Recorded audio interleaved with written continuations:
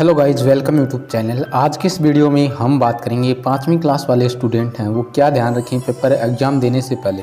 तो यहाँ पर देख सकते हैं ये स्टूडेंट क्लास के अंदर टेस्ट दे रहे हैं अभी, लेकिन ये पूछ रहे थे सर क्या करना होगा, कैसे मतलब डरे हुए थे। तो पहली बात तो ये है, डरना है ही नहीं आपको।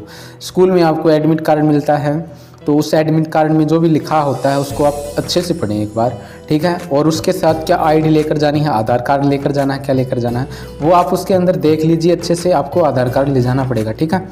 और एडमिट कार्ड, आधार कार्ड, आपकी पेन, पेंसिल, रबड़, शॉर्पनर और मैथ का पेपर तो स्केल, फुट आप मतलब साथ में लेकर जाएं, चांदा वगैरह वगैरह, ठीक है। अगर मैथ का पेपर नहीं है तो भी ये साथ में लेकर जाएं, क्योंकि बाद में आपको कॉपी के अंदर लाइनें खींचनी पड़ती हैं, ठीक है। तो एक दूसरे से आप मांगते हैं, तो अपना अपना सामान लेकर साथ जाएं, ठीक है। ये बात होगी।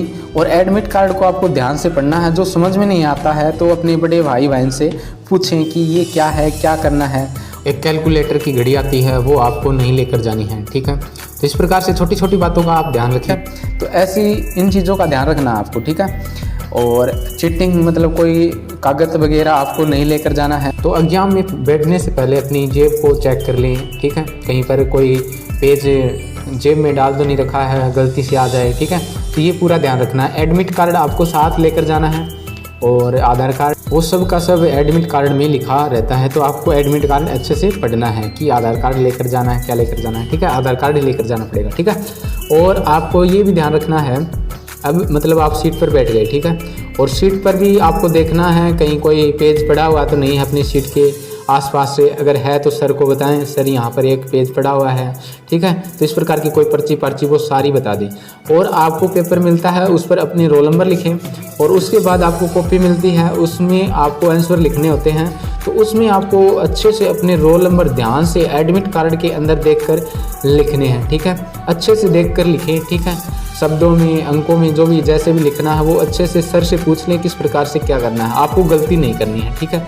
अपना नाम अच्छे से लिखना है, रोल नंबर अच्छे से लिखना है, उसके बाद आपको आंसर करने हैं, ठीक है। इतना काम करने के बाद आपको आंसर एग्जाम की जो कॉपी है उसके अंदर लिखने हैं, न कि पेपर के ऊपर। कहीं पर क्या है कि कभी कभी खालिस्तान आ जाते हैं, ऐब ऐसे आ जाते हैं, तो क्या करते हैं कई स्टूडेंट पेपर के ऊपर कर देते हैं भूल चूक के कारण, ठीक है। भूल हो जाती है उनसे और पेपर के ऊपर कराते हैं और उसके बाद वो कॉपी में नहीं लिखते हैं। तो कॉपी में आपको आंसर लिखने हैं, क्वेश्चन नहीं लिखने हैं। मतलब कि आपको आ रहा है, पहला क्वेश्चन नहीं आ रहा, दूसरा भी नहीं आ रहा, तो आपको आ रहा 8वां क्वेश्चन आ रहा सीधा ही, तो आपको सीधा 8वां क्वेश्चन करना है। जो भी क्वेश्चन आपको अच्छे से आता है पहले वो करें, ठीक है। और उस क्वेश्चन के नंबर लगाना बहुत ज़रूरी है। जैसे पहले क्वेश्चन में 2 क्वेश्चन है, फर्स्ट सेकंड, तो उनको एक साथ करें सर, तो अच्छे से चेक कर पाएँ। और नंबर लगाना न भूलें, ठीक है। कौन सा क्वेश्चन कर रहे हैं, एप्लीकेशन का आ गया मान लो कोई क्वेश्चन, वो 10 नंबर पर है तो आपको 10 नंबर लगाना है और एप्लीकेशन लिखनी है। तो इस प्रकार से क्वेश्चन नहीं लिखना है आपको, आंसर लिखना है और प्रश्न संख्या वो लिखनी है, ठीक है। अभी 10 नंबर का है तो 10 नंबर में आपको एप्लीकेशन लिखनी है, उत्तर लिखकर, आंसर लिखकर, ठीक है। उत्तर लिख देना, उत्तर 10 का, और फिर कर देना है आपको उत्तर। और शुरू के पेजों पर कोई भी काटा पीटी ना करें, ठीक है।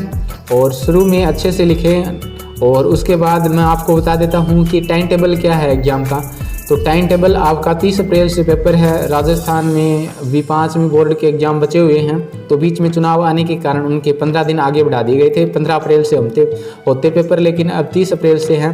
30 से 1, 2, 3, 4 इस प्रकार से कंटिन्यू पेपर रहेंगे, कोई छुट्टी नहीं है बीच में। और टाइम टेबल मैंने आपको बता ही दिया था और मैं बता देता हूँ। 30 अप्रैल को आपका अंग्रेजी का रहेगा, उसके बाद हिंदी का होगा 1 मई को, और 2 को आपका गणित का होगा, फिर पर्यावरण दिन का होगा, उसके बाद लास्ट में जो भाषा होती है उसका होता है, ठीक है। तो इस प्रकार से आपका एग्जाम का टाइम टेबल है और बीच में कोई छुट्टी नहीं है, कंटिन्यू आपके एग्जाम रहेंगे। तो आप अच्छे से तैयारी करें। Best of luck, thank you.